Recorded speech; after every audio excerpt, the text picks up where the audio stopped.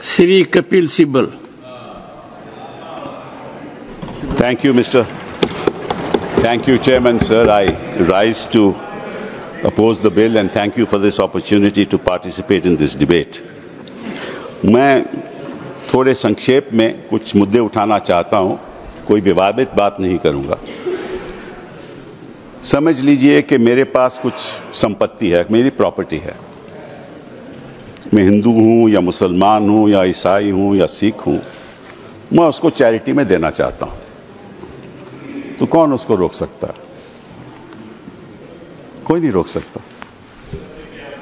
और इतिहास में जो ये बात आपके सामने रखना चाहता हूं कि there was a right of non Muslims also to make a वक्फ।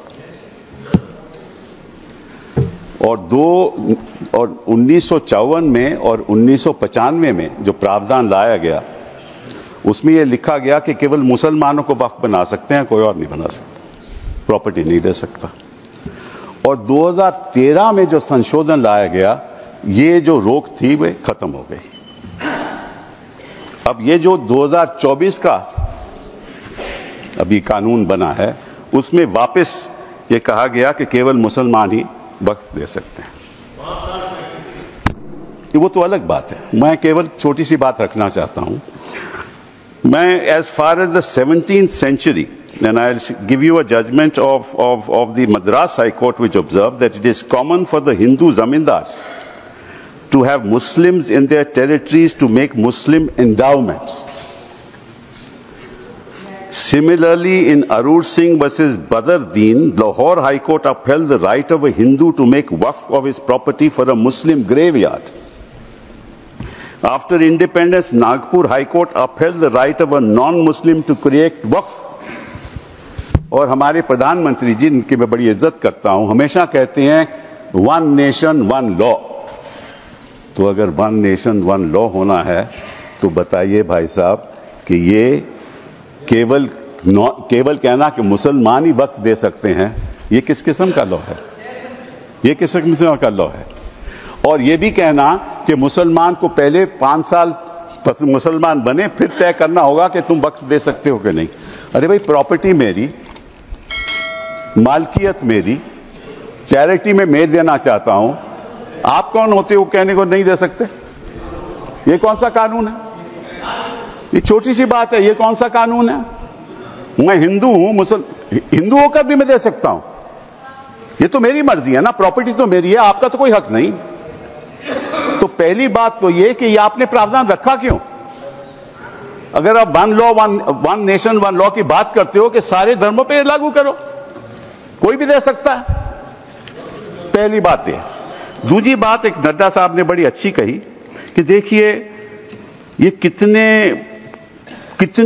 कितनी एकर्स प्रॉपर्टी औकाफ की है, वक्फ की है। मैं उनको बताना चाहता हूं कि there are 32 Waqf boards in this country in different states merely supervise administration of waqf properties in their respective states. But please note kar lijiye Nada ji, total area of Hindu religious institutions in Tamil Nadu, Andhra Pradesh and Telangana respectively is 4,47,000 in Tamil Nadu, 4,65,000 in Andhra, 87,000 in Telangana, 723 acres with Tirumala Tirupati Devasthanam, and thus it comes to 10 lakh acres only in 4 states. And आप कहते हैं कि देखिए औकाफ में 8 लाख एकड़ है। अरे भैया, आपके हिंदू टेम्पल्स में भी इतनी संपत्ति है, वहां आप क्या कर रहे हो? वहां आप क्या कर रहे हो? बाकी स्टेट्स में देखो ना। अच्छा, और ये नहीं कि हर धर्म में सुधार नहीं होना चाहिए, उतार होना चाहिए, मैं आपके साथ सहमत हूं। हिंदू धर्म में भी सुधार लाना चाहिए, लाना चाहिए ना, हिंदू धर्म भी सुधार लाना चाहिए। अंडर हिंदू धर्म, एक मिनट, हिंदू धर्म, मैंने आज तक किसी को टोका नहीं, मैं केवल छोटी सी बात रख रहा हूं आपके सामने। हिंदू धर्म में भी सुधार होना चाहिए। अब हिंदू धर्म के अंतर्गत अगर कोई सेल्फ एक्वायर्ड प्रॉपर्टी हो, तो वह अपने बेटों को दे सकता है, बेटी को नहीं दे सकता। कहता है मैं नहीं दूंगा अपनी बेटी को। इस्लाम में भी है कि भाई को ज्यादा मिलेगा और बेटी को कम मिलेगा, इस्लाम में भी ये है। वहां वक्त से द्वारा सुधार हो सकता है, यहां कोई सुधार नहीं हो सकता। तो आप अगर महिलाओं की बात करते हो तो एक कानून लाओ कि हिंदू लॉ में कोई अपनी सेल्फ एक्वायर्ड प्रॉपर्टी केवल बेटों को नहीं दे सकता, वहां महिलाओं का हक होना चाहिए।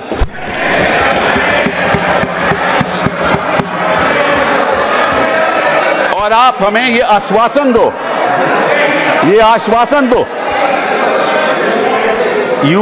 you make a commitment in this house that you will bring a law which will protect the right of daughters when they want to give away their self-acquired property.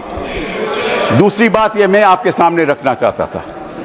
तीसरी बात मैं आपने सामने रखना चाहता हूं। आपने कहा, और ये बात आपको वैसे जाननी चाहिए, शायद मालूम नहीं आपको बताया या नहीं, लेकिन ये जो बोर्ड है ये एक स्टैट्यूटरी बोर्ड है, पहले भी था, इसमें कोई नॉमिनेट नहीं होता था। मैं आपको बताता हूं क्या वो स्टैट्यूटरी बोर्ड था। Most nominees were of the government, पहले भी। MPs are there, judges of Supreme Court, High Court, civil servants were there, and the chief executive officer of the board is a civil servant. Government can give directives to the board and even supersede it. Tribunal members are nominated by the government. ये तो पहले स्थिति थी। तो अगर सरकारी यहां नियुक्ति थी तो गलत कौन काम कर रहा था? आपने उसको क्यों सुपरसीड किया? सब नॉमिनी क्यों आपने रखवा लिए? अरे भैया पहले भी तो स्टैट्यूटरी बोर्ड था, तो आपने प्रावधान क्यों लाया? ये अगर कोई गलती हो रही थी तो मुतवल्ली से हो रही थी। होता क्या था कि मुतवल्ली किसी वक्फ में अब डील कर लेता था और उसकी वजह से ये मिसमैनेजमेंट होती थी। आपको उसको ठीक करना चाहिए था। हम भी आपके साथ हैं।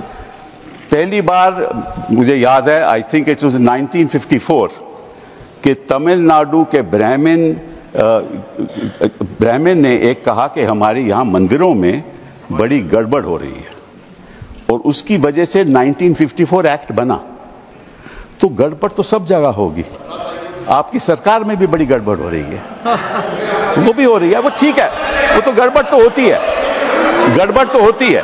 तो अब आपने क्या किया? अब बड़ी इंटरेस्टिंग बात है, आपने क्या किया? आपने कहा कि भैया अगर कोई, सर देखिए आपने सबको 15-15, 20-20 मिनट दिए, मुझे 10 मिनट दे दीजिए, ज्यादा नहीं मांगता मैं, थोड़ा सा। सर कपिल जी, हम मुद्दे की बात कर रहे हैं, हम कोई पॉलिटिक्स की बात नहीं कर रहे। नड्डा जी ने कहा कि यहाँ कोई पॉलिटिक्स की बात नहीं हो रही, क्योंकि देश के भविष्य का सवाल है। Sir therefore the other thing I want to say कि पहले क्या होता था कि ये जो वक्फ प्रॉपर्टी पे इंक्रोचमेंट होती थी, अनऑथराइज्ड इंक्रोचमेंट होती थी, लोगों की अनऑथराइज्ड इंक्रोचमेंट, और सरकार भी इस पे कब्जा कर लेती थी।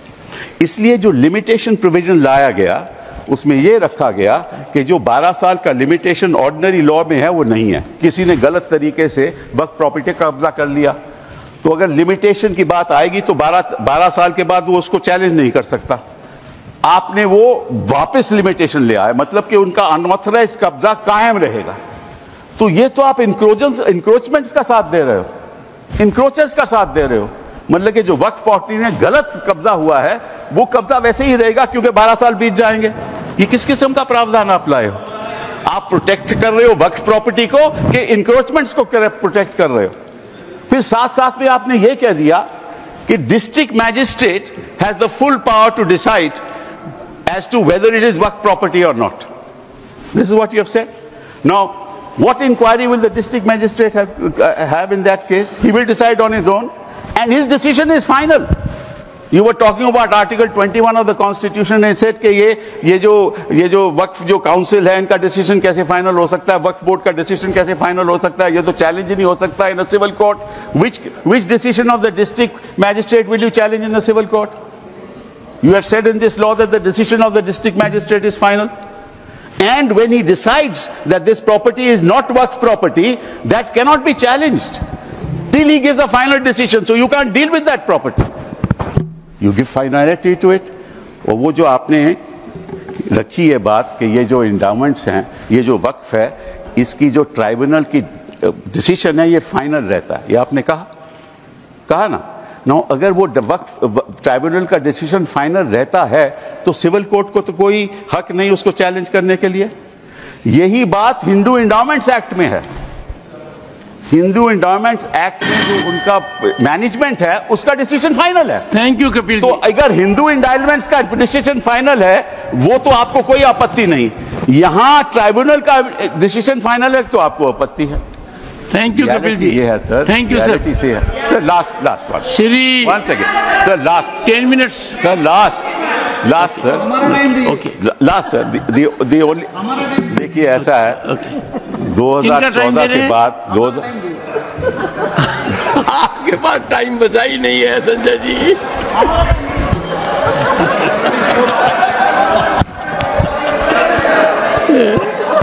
Kapil ji sir just give me a minute.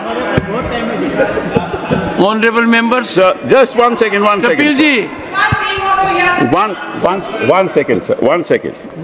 what is the fact of the matter is the problem। 1 second Kapil ji, honourable parliamentary affairs minister. मैंने ऑनरेबल चेयरमैन साहब, पिछली बार भी कपिल सिब्बल जी जब यहाँ बोले थे तो मैंने कहा था कि सीनियर एमपीज बैठ के हमारे साथ में डिबेट डिस्कशन में हिस्सा लेगा तो हम लोग अच्छा लगता है, लेकिन प्रॉब्लम क्या है कि वो कई बातें बोल करके सीधा चले जाते हैं, क्लैरिफिकेशन नहीं सुनते हैं। उनके बोलने से पहले 1-2 लोग बोलते हैं तो वो जरूर सुनते हैं, मगर उसके बाद वो कुछ ऐसा सवाल रख करके चले जाते हैं, फिर वो सुनने के लिए बैठता नहीं। तो रात को जब मैं जवाब दूंगा तो वो तो रहेंगे नहीं। तो इसका ऐसे परिस्थिति में मुझे क्या करना चाहिए सर, आप बताइए, क्योंकि ये तो बड़ा समस्या हो गया सर। कपिल जी एक मिनट, 1 सेकेंड सर, जैसे कि उन्होंने बड़ा, क्योंकि उससे सीनियर होने के नाते उसका सूझबूझ समझ, उसका इंटेलेक्ट को तो मैं चैलेंज नहीं कर सकता हूं, लेकिन जैसे कंफ्यूजन बात करके चला गया। उन्होंने 4 स्टेट का रिलीजियस जो लैंड है उसको वक्फ का साथ में कंपेयर करके कंफ्यूजन करके चला गया। वक्फ प्रॉपर्टी रिलीजियस प्रॉपर्टी नहीं होता है, वक्फ प्रॉपर्टी अलग है, वो सिविल है। यहां उन्होंने एग्जाम्पल गलत देख के चला गया, फिर बोलता है कि मेरा जमीन मेरा प्रॉपर्टी है। आप कौन होता है कानून बनाने वाला? मैं इसलिए बोल रहा हूं कि वो चले जाएंगे। वो सर नहीं, डॉक्टर अभिषेक सिंह भी चले गए हैं। अभिषेक जी तो चले गए, अब मैं क्या करूं, रोक नहीं सकते सर। वापस आएंगे क्योंकि विप है, because of whip he will come वापस सर। तो जैसे कि सर मैं इसलिए बोल रहा हूं चेयरमैन सर, जैसे कि उन्होंने कहा कि जमीन मेरा है, तुम कौन होता है कानून बनाने वाला? तो जब कोई ट्रस्ट बनाता है तो ट्रस्ट को कौन चलाते हैं, उसका निगरानी कौन करता है? Charity commissioner.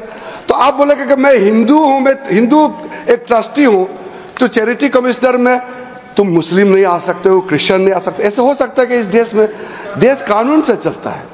आप बोलते हैं मेरा मर्जी होगा, इसका मतलब क्या एक मिनिस्ट्री मुसलमानों के लिए अलग मिनिस्ट्री बनाना है और हिंदुओं के लिए अलग मिनिस्ट्री डिपार्टमेंट खोलना है? आप कैसे बात करके जा रहे हैं इतना सीनियर होते हुए? आप इस तरह का देश में एक कानून सबके लिए चलेगा तो ये देश के लिए अच्छा होता है। मैं डिटेल में जवाब दे सकता हूं, मगर ये मेरा रिप्लाई का टाइम नहीं है। लेकिन आप चले जाएंगे, इसलिए मैंने कहा कि इस तरह का आप बात रख करके चले जाएंगे, बाद में आप रिप्लाई नहीं सुनेंगे, फिर अधूरा हो जाएगा। इसलिए मैं ये कह रहा हूँ। ऑनरेबल फाइनेंस मिनिस्टर सर, मुझे I will come to you. मैं भी बीच में एक बार बोलूंगा। I will come to you honourable finance minister. Sir, I'm very sympathetic to Minority Affairs Minister, sir. Every time when finance-related matters also, I face this situation when I stand up to answer earnestly with all the questions being posed to me. Concerned members are never there. So at least he had the courage to stand up and seek your permission to say. But there were 1 or 2 points on which I want to just give as much of clarification. As much as Minority Affairs Minister says, we are talking to a senior, very senior legal luminary. So I'll humbly submit my facts. If I heard him right, Honorable Member, in Tamil Nadu or in Andhra, and he also took the name of the Tirumala Tirupati Devasthanam. In all this, the HR&C is with the government. Government appointed people monitor it, they execute it, they run it. Second, Tirumala Tirupati Devasthanam, the executive officer, is appointed by the government of Andhra Pradesh. The endowment board has people who are appointed by the government of Andhra Pradesh, and the entire system is completely under the government of Andhra Pradesh, sir. So it is not as if, Hindus are not being touched at all, only Muslims are. No.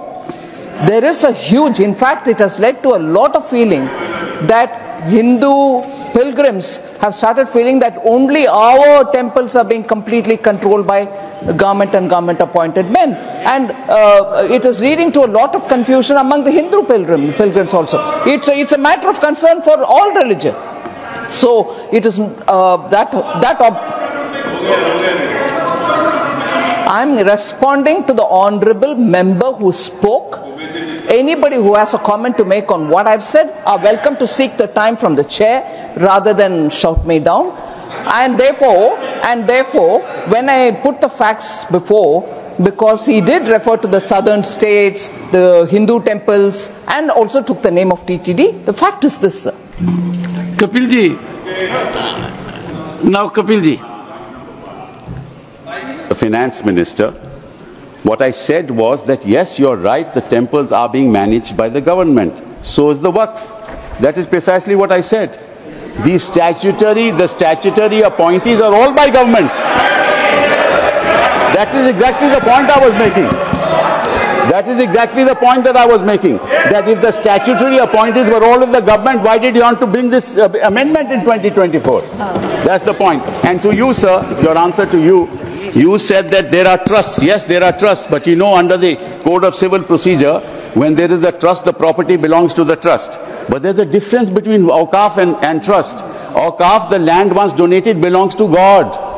Please round up. It doesn't belong to the trust. Kapilji, round up now. Sir, it belongs to God. You cannot sell it ever. A trust can sell property. Waqf property cannot be sold. And Waqf property can be donated for religious purposes. It can be donated for shelter homes. It can be donated. Allow me. Don't interrupt now. It can be given for schools. It can be given for schools. It can be given for graveyards. It can be given for the benefit of women, and once given, it can't be taken back, unlike trusts. Thank you. So therefore, there's a difference. Thank you. No, sir, one last thing. Only one. Okay. Because, sir, they are and I'll come to vote against you, not to worry. And I listen to you. Now, one last thing, sir. They say we have abolished Waqfs by user. That's what they have said. Now, so there's a Supreme Court judgment that they rely upon. That is the Babri Masjid judgment. Please note, the Honorable Minority Affairs Minister should note, paragraph 1134 of the Babri Masjid judgment, which says Waqf by user is an accepted mode of creating a Waqf. Thank you, sir. Thank you. Please honor the judgment that you extol the virtues of to the rest of the country. Honor that judgment. And it says Waqf by user is a matter of evidence.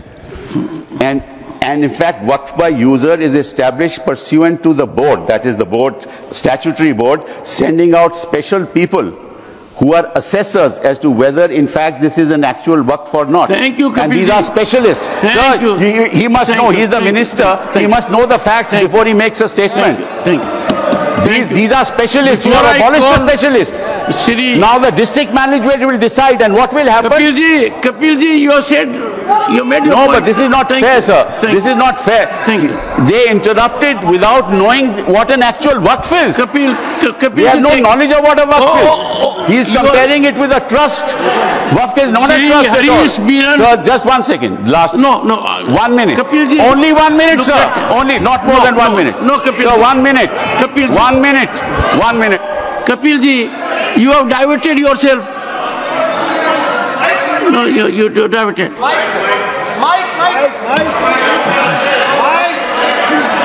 No, Kapilji, it can't. No, your time. 1 minute, sir. 3 minutes. Sir, you have I given extended to 10 minutes. You have given half an hour to other people when you were to give 10 minutes. Give me one. 3 minutes. Shri Harish Biran, 7 minutes. Shri Harish Biran, please. Thank you. We have to proceed with the House. Thank you. Thank you. Thank you. Shri Harish Biran. Yeah. Yes, Shri Harish, your time starts now. Thank you. Thank you chairman sir. वैसे मुझे आज कपिल जी आपने एक ही झटका दिया है, अभिषेक जी कई देकर चले गए। आपने एक कानूनी व्याख्या की कि सेल्फ एक्वायर्ड प्रॉपर्टी में बेटियों का भी होना चाहिए, विमेन का भी होना चाहिए। सेल्फ एक्वायर्ड प्रॉपर्टी किसी को भी दे सकते हो, यही देश का